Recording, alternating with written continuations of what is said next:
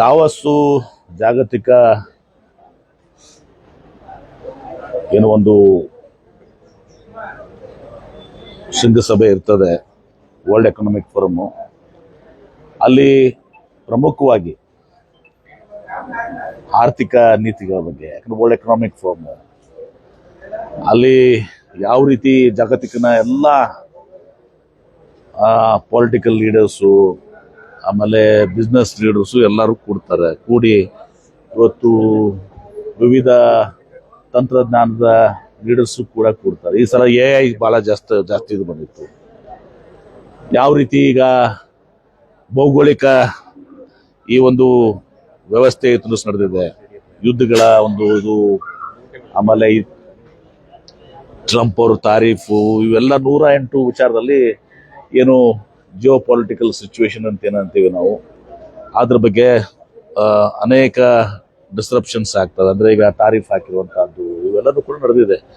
ಇಂಥ ಸಂದರ್ಭದಲ್ಲಿ ಇವತ್ತು ಅನೇಕ ವಿಚಾರಗಳಲ್ಲಿ ಯಾವ್ಯಾವ ಸೆಕ್ಟರ್ಸ್ ಅಲ್ಲಿ ಈಗ AI ಇರ್ಬೋದು, ಡಾಟಾ ಸೆಂಟರ್ಸ್ ಇರ್ಬೋದು, ಹೀಗೆ ಎಲ್ಲನೂ ಕೂಡ ನಡೀತದೆ. ಈಗ ಅನೇಕ ವಿಶ್ವ ದಿಗ್ಗಜರು ಅಲ್ಲಿ ಬರ್ತಾರೆ ರಾಜಕೀಯವಾಗಿ. ಆಮೇಲೆ ಈಗ ಇಲಾನ್ ಮಸ್ಕ್ ಅಂತವರು ಕೂಡ ಅಲ್ಲಿ ಇರ್ತದೆ, ಅಲ್ಲ ಜಾಗತಿಕ ಇದು ಎಲ್ಲರೂ ಕೂಡ ಬರ್ತಾರೆ. ಅಲ್ಲಿ ಡಿಬೇಟ್ಸ್ ನಡೀತದೆ, ಡಿಸ್ಕಷನ್ಸ್ ನಡೀತದೆ, ಚರ್ಚೆ ನಡೀತದೆ, ಯಾವ ರೀತಿಯ ಮೇಲೆ ನಾವು ಮುಂದೋಗ್ಬೇಕು ಅಂತೇಳಿ. ಮತ್ತು ನಾವು ಕೂಡ ವಿವಿಧ ರಾಜ್ಯಗಳು, ಭಾರತ ದೇಶ ಅಷ್ಟೇ ಅಲ್ಲ, ಭಾರತ ದೇಶನೂ ಕೂಡ ಒಂದು ಪವೆಲಿಯನ್, ಇಂಡಿಯನ್ ಪವೆಲಿಯನ್ ಕೂಡ ಇತ್ತು. ನಮ್ಮ ಪವೆಲಿಯನ್ಸ್ ಕೂಡ ಎಲ್ಲ ಅನೇಕ ರಾಜ್ಯಗಳೆಲ್ಲ ಭಾಗವಹಿಸಿದ್ವಿ. ಕರ್ನಾಟಕ ಒಂದು ಮುಂಚೂಣಿರುವಂಥ ರಾಜ್ಯ. ಇವತ್ತು ನಾವು ಜಾಗತಿಕವಾಗಿ ನಾವು ಕಾಂಪೀಟ್ ಮಾಡ್ತೀವಿ. ಆದ ರೀತಿಯಿಂದ ನಾವು ಸುಮಾರು 60 ಸಭೆಗಳನ್ನ ಇವತ್ತೊಂದು ದಿವಸ ಮಾಡಿದ್ದೀವಿ. ಸಭೆಗಳು ಮಾಡಿ ಭೇಟಿಯಾಗಿ ಎಲ್ಲ ಕೂಡ ಚರ್ಚೆ ಮಾಡಿದ್ದೀವಿ. ಇದರಲ್ಲಿ ಇನ್ವೆಸ್ಟರ್ಸು MOU ಮಾಡ್ಕೊಳ್ಳುವಂಥದ್ದು ಈಗ ಸರಿಯಲ್ಲ ಅಂತ ಇವತ್ತೊಂದು ಸಲ ಪ್ರಧಾನಮಂತ್ರಿಗಳ ಅಭಿಪ್ರಾಯನೂ ಕೂಡ ಇತ್ತು. ಅಂದರೆ ವಿಶೇಷವಾಗಿ ಇಂಡಿಯನ್ ಕಂಪನಿ ಜೊತೆಗೆ ಕೆಲವು ರಾಜ್ಯಗಳು ಅಷ್ಟು ಲಕ್ಷ ಕೋಟಿ ಇಷ್ಟು ಲಕ್ಷ ಕೋಟಿ ಅಂತ ಅನೌನ್ಸ್ ಮಾಡಿದ್ದಾರೆ. ಪ್ರೈಮ್ ಮಿನಿಸ್ಟರ್ ಕೂಡ ಹೇಳಿದ್ರು, ಇಂಡಿಯನ್ ಕಂಪನಿ ಜೊತೆಗೂ ಹೋಗಿ ನೀವು ದಾವೋಸ್ನಾಗ ಸೈನ್ ಯಾಕೆ ಮಾಡ್ತೀರಾ? ಕರೆಕ್ಟ್ ಇದೆ, ಅದು ಈ ವಿಚಾರದಲ್ಲಿ ಕರೆಕ್ಟ್ ಇದೆ. ನಮ್ಮವ್ರೆ ನಮ್ಮ ಇಲ್ಲಿ ಬೆಂಗಳೂರಿನಾಗ ಸಹಿ ಮಾಡೋದನ್ನ ಹೋಗಿ ನಾವು ಇಂಡಿಯಾದಾಗ ಸಹಿ ಮಾಡೋದು, ಹೋಗಿ ಅಲ್ಲಿ ದಾವೋಸ್ನಾಗ ಹೋಗಿ ಸಹಿ ಮಾಡೋದು ಎಷ್ಟರ ಮಟ್ಟಿಗೆ ಸರಿ ಅನ್ನೋದು ಕೂಡ ಇತ್ತು. ನಾವು ಒಂದು ಸ್ವಲ್ಪ ಕಾನ್ಶಿಯಸ್ ಡಿಸಿಷನ್ ತಗೊಂಡಿದ್ವಿ, ಸಲ ನಾವು ಯಾವ MOU ಸೈನ್ ಮಾಡೋದಿಲ್ಲ ಅಂತೇಳಿ. ಸ್ವಾಭಾವಿಕವಾಗಿ ಏನೋ ಅಲ್ಲಿ ಬಂದಿದ್ದಾರೆ, ಅಷ್ಟಕ್ಕೆ ಮಾತ್ರ ಮಾಡಿದ್ವಿ. ಇಲ್ಲಿ ಹಾಗೆ ಮಾಡ್ಬೇಕಾದ್ರೆ ಲಕ್ಷಾಂತರ ಕೋಟಿ ನಾವು ಸಹಿ ಮಾಡ್ಬೋದಾಗಿತ್ತು. ವಿಜಯಪುರ್ಗೂ ಒಂದು 2-3-4 ಕಂಪನೀಸ್ಗೆ ನಾವು ಇನ್ವೈಟ್ ಮಾಡಿದ್ವಿ. ಕೋಕೋ ಕೋಲಾ ಇನ್ವೈಟ್ ಮಾಡಿದ್ವಿ, ಇನ್ನೂ 2-3 ಕಂಪನೀಸ್ಗೆ ಇನ್ವೈಟ್ ಮಾಡಿದ್ವಿ, ಆಮೇಲೆ ಬ್ಯಾಟ್ರಿ ಕಂಪನೀಸ್ಗೆ ಇನ್ವೈಟ್ ಮಾಡಿದ್ವಿ. ನಮ್ಮಲ್ಲಿ ಏನು ಸೂಕ್ತ ಆಗ್ತದೆ ಅಂತ 4-5 ಕಂಪನೀಸ್ಗೆ ವಿಜಯಪುರ್ಗೂ ಇನ್ವೈಟ್ ಮಾಡಿದ್ವಿ. ಇನ್ವೈಟ್ ಮಾಡಿದ ತಕ್ಷಣ ಅವ್ರು ಬರೋದಿಲ್ಲ, ಬಂದ್ಮೇಲೆ ಅವ್ರು ಡಿಸ್ಕಷನ್ ಮಾಡ್ತಾರೆ, ಬಂದ ಜಾಗ ನೋಡ್ತಾರೆ, ಆಮೇಲೆ ವಾತಾವರಣ ನೋಡ್ತಾರೆ, ಇನ್ಸೆಂಟಿವ್ ನಾವು ಏನು ಕೊಡ್ತೀವಿ ಅವ್ರಿಗೆ ಅದನ್ನ ನೋಡಿ, ರಿಯಾಯಿತಿಗಳನ್ನ ನೋಡ್ತಾರೆ. ಇದೆಲ್ಲ ನೋಡಿ ಇವತ್ತು ದಿವಸ ಆಗ್ತದೆ. ನಮ್ಮ ಪ್ರಯತ್ನ ನಿರಂತರವಾಗಿದೆ. ಇದು ಇಂಡಸ್ಟ್ರೀಸ್ ಅಷ್ಟು ಈಸಿ ಇಲ್ಲ. ಎಲ್ಲ ಇವತ್ತು ದಿವಸ ನಾವು ವಿಜಯಪುರ ತರಬೇಕಂದ್ರೆ, ಈಗ ನಾನು ಕಳೆದ 2 ವರ್ಷದಿಂದ ಗುಡ್ಡಾಡತಕ್ಕಂಥ ಒಂದು 7-8 ಕಂಪನಿ ನಾವು ಕಾನ್ಸಂಟ್ರೇಟ್ ಮಾಡಿ ಗುಡ್ಡಾಡ್ತಿದ್ದೀವಿ. ಅದ್ರ ಒಂದು 2-3 ಈಗ ಮಟೀರಿಯಲೈಸ್ ಆಗ್ತಾ ಇದಾವೆ. ಹೀಗಾಗಿ ಇಟ್ಸ್ ಅ ಲಾಂಗ್ ಟರ್ಮ್. ಇದು ಅಷ್ಟು ಸರಳವಾಗಿನೂ ಕೂಡ ಇಲ್ಲ. ಒಟ್ಟಾರೆ ನನ್ನ ಉದ್ದೇಶ ಏನಿದೆ ಅಂದ್ರೆ, ಇವತ್ತು ಹೆಂಗೆ ನಾನು ಪದೇ ಹೇಳ್ತೀನಿ, ಹೆಂಗೆ ಶರದ್ ಪವಾರ್ ಅವರು ಬಾರಾಮತಿ ಇದು ಆಯ್ತು, ಆಗಿನ ಕಾಲ ಬೇರೆ ಇತ್ತು. ಈಗ ಬಹಳ ಸ್ಟಿಫ್ ಕಾಂಪಿಟೇಷನ್ ಇದೆ. ನೀವು ಇನ್ಸೆಂಟಿವ್ 30% ಕೊಡ್ತೀವಿ, ಇನ್ನೊಬ್ರು ರಾಜ್ಯ 40% ಕೊಡ್ತೀವಿ ಅಂತಾರೆ. ನಾವು ಇವತ್ತು ದಿವಸ ಒಂದು ಕೋಟಿ ರೂಪಾಯಿ ಒಂದು ಎಕರೆ ನಾವು ಕೊಡ್ತೀವಿ, ಒಬ್ಬರು ಫ್ರೀಯಾಗಿ ಕೊಡ್ತೀವಿ ಅಂತಾರೆ. ಈ ಎಲ್ಲನೂ ಕೂಡ ಬಹಳಷ್ಟು ಇದು ಇದೆ. ಅದಾಗಿನೂ ಕೂಡ ಒಂದು 5-6 ಇಂಡಸ್ಟ್ರೀಸ್ ನಮಗೆ ಡಾವೋಸ್ನಲ್ಲಿ ಒಂದು 60 ಕಂಪನಿ ಒಂದು 5-6 ಇಂಡಸ್ಟ್ರೀಸ್ಗೆ ನಾವು ವಿಜಯಪುರ್ಗೆ ಇನ್ವೈಟ್ ಮಾಡಿದ್ದೀವಿ. ಸಕಾರಾತ್ಮಕವಾಗಿದ್ದಾರೆ. ಮುಂದೆ ಅದನ್ನ ಹೆಂಗೆ ಪ್ರೊಸೀಡ್ ಮುಂದೆ ಗೊತ್ತಾಗ್ತಿಲ್ಲ. ನಾವು ಇನ್ಸೆಂಟಿವ್ಸು ಎಲ್ಲ ಏನು ಕೊಡ್ತೀವಲ್ಲ ಹೆಂಗಿದು ಆಗ್ತದೆ. ಒಟ್ಟಾರೆ ಇದು ಒಂದು ಮಹತ್ವದ ವರ್ಲ್ಡ್ ಎಕನಾಮಿಕ್ ಫೋರಮು. ಅಲ್ಲಿ ಹೊಸ ವಿಚಾರಗಳು, ಹೊಸ ಯಾವ ರೀತಿ ಜಗತ್ತು ಹೋಗ್ತಾ ಇದೆ, ಬಿಸ್ನೆಸ್ ಹೋಗ್ತಾ ಇದ್ದಾವೆ, ಏನೆಲ್ಲ ಮುಂದೆ ಆಗ್ಬೋದಂಥದ್ದು ಬದಲಾವಣೆಗಳಾಗ್ತವೆ, ಅದೆಲ್ಲವನ್ನು ಕೂಡ ನೋಡಿದ್ವಿ. ಆ ಪ್ರಕಾರವಾಗಿ ನಾವು ಕೂಡ ಕರ್ನಾಟಕ ರಾಜ್ಯ ಕೂಡ ತಯಾರಾಗಿ ಮುನ್ನಡೆಯುವಂತಹದ್ದು, ಮತ್ತು ನಾವು ಅದಕ್ಕೆ ಸಮರ್ಥರು ಕೂಡ ಇದೆ. ಕರ್ನಾಟಕ ರಾಜ್ಯ ಸಮರ್ಥ ಇದೆ. ಇಲ್ಲಿ ಒಂದು ವಾತಾವರಣ ಇಕೋಸಿಸ್ಟಮ್ ಇದೆ, ಮತ್ತು ಅದಕ್ಕೆ ಬೇಕಾಗಿದ್ದಂಥ ಟ್ಯಾಲೆಂಟು ನಮ್ಮ ಹತ್ರ ಇದೆ.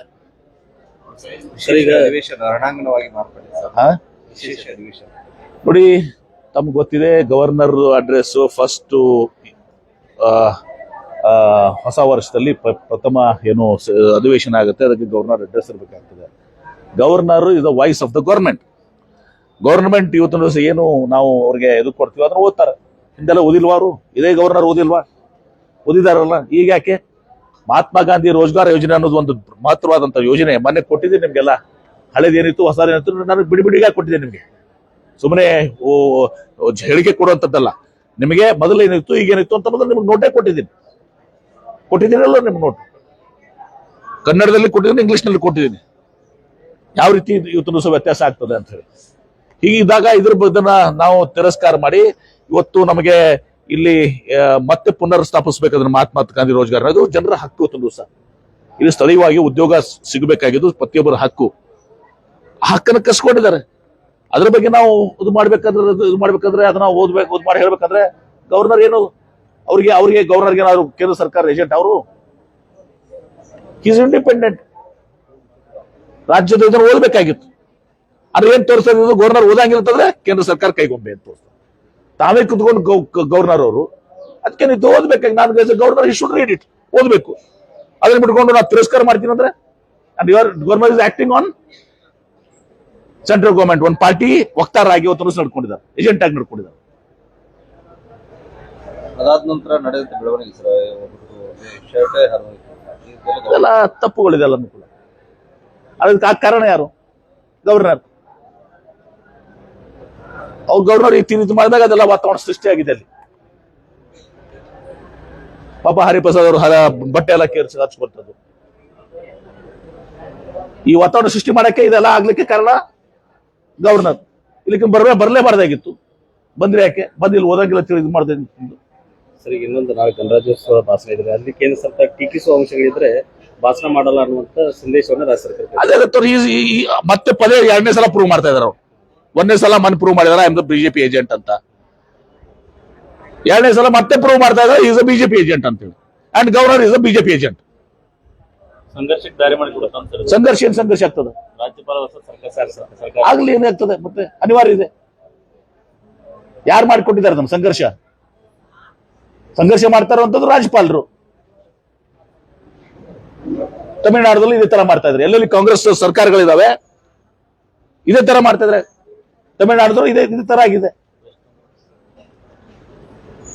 ಮತ್ತೆ governor is a BJP agent. ಮುಕ್ತವಾಗಿ ಹೇಳ್ತೀನಿ. ಅಂದ್ರೆ ಕಾಂಗ್ರೆಸ್ ಸರ್ಕಾರ ಇರುವ ರಾಜ್ಯಗಳಲ್ಲಿ ಸರ್ಕಾರ ಸರಿಯಾಗಿ ನಡಿಬಾರ್ದು. ಇದನ್ನ ಅಲ್ಲ ಅಂದ್ರೆ ಕೇಂದ್ರ ಸರ್ಕಾರದ ವಿರೋಧ ನಾವು ಏನು ವ್ಯಕ್ತಪಡಿಸಬಾರ್ದು. ನಾವು ಅವ್ರ ತರ ಗವರ್ನರ್ ತರ ನಾವು ಕಾಂಗ್ರೆಸ್ ಸರ್ಕಾರ ಬಿಜೆಪಿ ಏಜೆಂಟ್ ಆಗಿರ್ಬೇಕು. ಸರ್, ಬೆಳಗಾವಿಯಲ್ಲಿ 400 ಕೋಟಿ ರೂಪಾಯಿ ತುಂಬಿದ ಲಾರಿಯೇ ನಾನು ನೋಡಿದ್ದೀನಿ. ಬಾರಿ ಈಗ ನನಗೂ ಆಶ್ಚರ್ಯ ಆಗಿದೆ, ನಂಬಲಿಕ್ಕೆ ಸಾಧ್ಯ ಆಗಲಿಲ್ಲ. ಈಗ ನಾನು ನೋಡ್ತಾ ಇದ್ದೆ ಬೆಳಿಗ್ಗೆ ಪೇಪರ್ನಲ್ಲಿ, ಆಶ್ಚರ್ಯ ಆಗಿದೆ. ಒಂದು ದಿವಸ ಏನು ಅದು ಹೆಂಗೆ ಬಂತು, ಏನು ಬಂತು, ಯಾವ ಹಣ ಏನು, ಇದೆಲ್ಲಾನು ಹೊರಬರ್ಬೇಕಲ್ಲ. ಮತ್ತು 400 ಕೋಟಿ ರೂಪಾಯಿ ಸಾಗಾಣಿಕೆ ಮಾಡ್ತಿರೋ ಸೆಕ್ಯೂರಿಟಿ ನಮ್ದೇನಿತ್ತು? ಸೆಕ್ಯೂರಿಟಿ ನಿಮ್ದೇನಿತ್ತು? 1 ರೂಪಾಯಿನ 2 ರೂಪಾಯಿನ? 4 ಕೋಟಿ ಆದ್ರೆ ಏನೋ ಬ್ಯಾಂಕರ್ ಪಾಪ. 400 ಕೋಟಿ ಅಂದ್ರೆ ಅದಕ್ಕೆ ತಕ್ಕದಾದಂತ ಸೆಕ್ಯೂರಿಟಿ ಬೇಕಾಗಿತ್ತ? ಅಥವಾ ಎಲ್ಲರಿಗೂ ಇನ್ಫಾರ್ಮ್ ಮಾಡಿ ಆ ರೂಟ್ ನಲ್ಲಿ ಎಲ್ಲಾ ಸ್ಟೇಟ್ಸ್ ಅಲ್ಲಿ ಇದು ಮಾಡಿದ್ರೆ ಸ್ಟೇಟ್ಸ್ನವರು ಪ್ರೊಟೆಕ್ಷನ್ ಕೊಡ್ತಾ ಇದ್ರ? ಇದು ಏನು ನಡೆ ಇದೆ, ಚಾತುರ್ಯ ನಡೆ ಇದೆ. ಬಹುಶಃ ಇದನ್ನ ಬಹಳ ಗಂಭೀರವಾಗಿ ತಗೊಳ್ಬೇಕು ನಾವು. ಬಾಲಾಜಿ ಟ್ರಸ್ಟಿಗೆ ಸೇರಿದ್ದ ಬಾಲಾಜಿ ಟ್ರಸ್ಟಿಗೆ ಸೇರಿದ್ದ ಹಣ ಅಂತ. ಯಾವ ಬಾಲಾಜಿ? ಅಲ್ಲಿ ಗೋವಾ. ಅರೆ ಬರೀ ಪ್ರೊಟೆಕ್ಷನ್ ಬೇಡನಾ? 400 ಕೋಟಿ ರೂಪಾಯಿ ಹಣಕ್ಕೆ, ಈಗ 400 ಕೋಟಿ ಹಣಕ್ಕೆ ನೀವೇ ವಿಚಾರ ಮಾಡ್ರಿ. 400 ಕೋಟಿ ಇವತ್ತು ನಾವು ಸಾಗಾಣಿಕೆ ಮಾಡ್ಬೇಕಾದ್ರೆ ಅದು ಲೀಗಲ್ಲೋ ಇಲ್ಲಿಗೋ ನನಗೇನು ಮಾಹಿತಿ ಗೊತ್ತಿಲ್ಲ, ಸುಮ್ಮನೆ ಪೇಪರ್ ಓದಿದ್ದೀನಿ. ಅದು ಯಾವ್ದು ಟ್ರಸ್ಟ್ನೋ ಏನೋ ಗೊತ್ತದ್ರ 400 ಕೋಟಿ ರೂಪಾಯಿ ತಗೊಂಡು ಹೋಗುವಾಗ ಅದಕ್ಕೆ ಸೂಕ್ತವಾದಂತ ಇದು ಬೇಕಾಗಿರಂಗಿಲ್ಲ. ಬ್ಯಾನದ ಅಮೌಂಟ್ಗಳು ಅಂದ್ರೆ 2000 ರೂಪಾಯಿನೂ ಇತ್ತು. ನನಗೆ ಗೊತ್ತಿಲ್ಲ. ನಾನು ಇವತ್ತು ಪೇಪರ್ ಓಡಿದ್ದೀನಿ. ಇದು ಬಹಳ ಗಂಭೀರವಾದಂತ ವಿಚಾರ. ಇದು ಸೂಕ್ತವಾದಂತ ತನಿಖೆ ಆಗ್ಬೇಕು. ಮೊನ್ನೆ ಸಿಎಂ ಅವ್ರ ಕಾರ್ಯಕ್ರಮ ಆಯ್ತು, ಸರ್ಕಾರಿ ಕಾರ್ಯಕ್ರಮ ಯತ್ನಾಳ್ ಕಾರ್ಯಕ್ರಮ ಅನ್ನೋ ರೀತಿ ಪ್ರಾಜೆಕ್ಟ್ ಆಯ್ತು. ಏನ್ರಿ ಮೊನ್ನೆ ಸಿಎಂ ಅವ್ರು ಬಂದಾಗ ನೋಡಿ, ಅವರು ಈಗ ಸಿಟಿ ಎಂ ಎಲ್ ಎ ಇದ್ದಾಗ ಬಂದಾಗ ಯತ್ನಾಳ್ ಕಾರ್ಯಕ್ರಮ ಏನಾಗ್ತದೆ? ಆತರ ಪ್ರಾಜೆಕ್ಟ್ ಆಯ್ತು. ಯಾರು ಪ್ರಾಜೆಕ್ಟ್ ಯಾರು ಮಾಡ್ಕೊಂಡು ನೀವು ಮಾಡ್ಕೊಂಡ್ರಿ? ಅವ್ರಿಗೆ ಜಾಸ್ತಿ ಸ್ಥಳೀಯ ಶಾಸಕ ಅಂದ್ಮೇಲೆ ಅದಕ್ಕೇನ್ ಬಹಳ ಕೊಡ್ಬೇಕಾದ ಅವಶ್ಯಕತೆ ಇಲ್ಲ. ಏನ್ ಯತ್ನಾಳ್ ನಮ್ಮ ಪಕ್ಷಕ್ಕೆ ನಾವು ಬರ್ಲಕ್ ಹೇಳ್ತಾ ಇಲ್ಲ, ಬಂದ್ರು ನಾವು ತಗೊಳ್ಳೋದಿಲ್ಲ. ನಿಮ್ ಮೊದ್ಲೇ ಹೇಳ್ಬಿಟ್ಟಿದೀನಿ, ಕ್ಲಾರಿಫೈ ಮಾಡಿದೀವಿ. ಹಿ ಈಸ್ ನಾಟ್ ವೆಲ್ಕಮ್ ನಮ್ಮ ಪಕ್ಷಕ್ಕೆ. ಅವ್ರಿಗೆ ಯಾವ ಕಾಲಕ್ಕೂ ನಾವು ಸೇರಿಸ್ಕೊಳ್ದ. ಮನೆಯದ್ದು ಅವ್ರೇನ್ ಸೇರ್ತೀವಿ, ನಾಳೆಗೆ ನೀವು ಇದನ್ನ ಹೋಗಿ ಹೇಳ್ತೀರಿ, ಮತ್ತೆ ನಾವು ನಾಯಲ್ಲಿ ಸೇರಾಕತ್ತೀನಿ ಅಂತ ಅವ್ರು ಹೇಳ್ತಾರೆ. ಅದಕ್ಕೆ ಹೇಳ್ತೀನಿ, ನಾನೇ ಹೇಳ್ತಾ ಇದೀನಿ. ಯಾಕಂದ್ರೆ ಸ್ಥಳೀಯ ಶಾಸಕರ ಮೇಲೆ ಒಂದ್ ಸ್ವಲ್ಪ ಇದು ಮಾಡ್ತಿರ್ತಾರೆ. ಅದು ಅದೊಂದು ಘನತೆ ಇದಕ್ಕಂತ ಸಂಬಂಧ. ಸಿಎಂ ಅವರು ಅವ್ರಿಗೆ ಅವ್ರ ಫೇವರ್ ಆಗಿ ಸುಮ್ಮನೆ ಫೇವರ್ ಅಂತಾರೆ ನೋಡಿ. ಆಯ್ತಪ್ಪ ಬಂದ್ಮ್ಯಾಗ ಸ್ಥಳೀಯ ಶಾಸಕರು ಏನೋ ಪ್ರಪೋಸಲ್ ಕೊಟ್ರು, ಆಯ್ತಪ್ಪ ಕನ್ಸಿಡರ್ ಮಾಡೋಣ ಅಂದಿದ್ದಾರೆ. ಕಾಂಗ್ರೆಸ್ ಶಾಸಕರು ಸರ್ ನಮ್ಮೋದ್ರ ತರ ಮಾಡ್ತಾರೆ, ಯತ್ನಾಳ್ ಅವರು ಜಲ್ದಿ ಮಾಡಿದ್ರು. ಯಾರಂದ್ರು? ಕಾಂಗ್ರೆಸ್ ಶಾಸಕರ ಹತ್ರ ಅಸಮಾಧಾನ. ಯಾರಂದ್ರ? ಯಾರೋ ಡೈರೆಕ್ಟ್ ಆಗಿ ಅಂದಿಲ್ಲ ಸರ್. ಯಾರು ಡೈರೆಕ್ಟ್ ಅದು ಸುಮ್ಮನೆ ನೀವು ಕಲ್ಪಿಸ್ಕೊಂಡು ತಮ್ಮ ಹೊರಗೆ ಏನಂತಾರೆ ಸರ್ ಇದು? ನೋಡಿ, ಅದೊಂದು ಸುಮ್ಮನೆ ಸೌಜನ್ಯದ ವಿಚಾರಗಳು. ಅಂದ್ರೆ ಈ ವಿಚಾರ ಏನಿದೆ ಸರ್, ಸ್ವತಂತ್ರ ಅಭ್ಯರ್ಥಿಗೆ ಅಂದ್ರೆ ಕರೆಕ್ಟ್ ಸೇರಿವಲ್ಲ ಸೌಜನ್ಯ. ಈಗ ನಾವು ಅದೊಂದು ಕಾರ್ಯಕ್ರಮಕ್ಕೆ ಹೋಗ್ತೀವಿ, ಅಲ್ಲಿ ಸ್ಥಳೀಯ ಶಾಸಕರು ಇರ್ತಾರೆ. ನನ್ ಕೂಡ ಆ ಸ್ಥಳೀಯ ಶಾಸಕ ಬೈದ್ ಬರ್ಲಿ ಅವ್ನು ಸ್ಟೇಜ್ ಮ್ಯಾಗ. ಅದಕ್ಕೆ ಬಹಳ ಮಾತು ಕೊಡುವಂತ ಅವಶ್ಯಕತೆ ಇಲ್ಲ. ನನ್ಗೆ ಗೊತ್ತಿಲ್ಲ ಈಗ ಏನೇನು ತಡೀತದೆ. ನಾನು ಈಗ ತಿಳ್ಕೊಂಡಿಲ್ಲ. ಈಗ ನಾನು ದಾವೋಸ್ನಾಗಿದ್ದೆ. ಆಮೇಲೆ ಇದೇನು ಇದೆ ಒಂದೇ ನನಗೆ ಇಂಡಸ್ಟ್ರಿ ಡಿಪಾರ್ಟ್ಮೆಂಟ್ ಅವ್ರಿಗೆ ತಿರುಗುದಿ ಒಂದೇ ಇರೋದಲ್ಲ. ನೋಡೋಣ ಅಂತ ಎಲ್ಲಿ ಬಂದಿದೆ ಅಂತ. ಸರ್ ಈಗ ಇನ್ನೊಂದು ಮುಳವಾಡದಾಗ ಸರ್ ಪರಿಹಾರ ಕಾಂಗ್ರೆಸ್ ಕಾರ್ಯಕರ್ತರು ದಿನ ಬಂದರಾಗಿಲ್ಲ ಅಂತ ಹೇಳಿ ಒಂದು ಏನಾಗಿದೆ? ಕಾಂಗ್ರೆಸ್ ಮುಖಂಡ ಕಾಂಗ್ರೆಸ್ ಕಾರ್ಯಕರ್ತರು ಅದೆಲ್ಲ ನೀ ಇಲ್ಲೇ ಕೇಳ್ತೀಯಪ್ಪ, ಅಲ್ಲೆಲ್ಲ ರಗಡ್ ಕೇಳ್ತಾರೆ. ರಾಜೀವ್ ಗೌಡ ಇಲ್ಲೇ ನಿನಗೂ ಬೇಕಾಯ್ತು. ಸರ್ ಈಗ ಮುಳವಾಡದ ಇನ್ನೂವರೆಗೆ ಸರಿಯಾಗಿ ಪರಿಹಾರ ಕೊಟ್ಟಿಲ್ಲ ಅಂತ ಹಂತ ಕೊಡೋದ್ರಿಂದ ಅದು ನಮ್ಗೆ 2013 ಆಕ್ಟ್ ಪ್ರಕಾರ ಪರಿಹಾರ ಕೊಡಿ ಅಂತ ಹೇಳಿ ಮನೆ ಡಿಸರ್ಟ್ ನೋಡ್ತೀವಿ. ಅದೆಲ್ಲ ನೋಡ್ಕೋತೀವಿ. ಅದಕ್ಕೆ KDB ಅದಕ್ಕೆ ಜಿಲ್ಲಾಧಿಕಾರಿ ಸಭೆ ಮಾಡಿದ್ದಾರೆ. ನೋಡ್ತೀವಿ, ಅದನ್ನೆಲ್ಲ ಚೆಕ್ ಮಾಡ್ತೀವಿ. ನ್ಯಾಯಯುತವಾಗಿ ಏನದ ಮಾಡ್ತೀವಿ.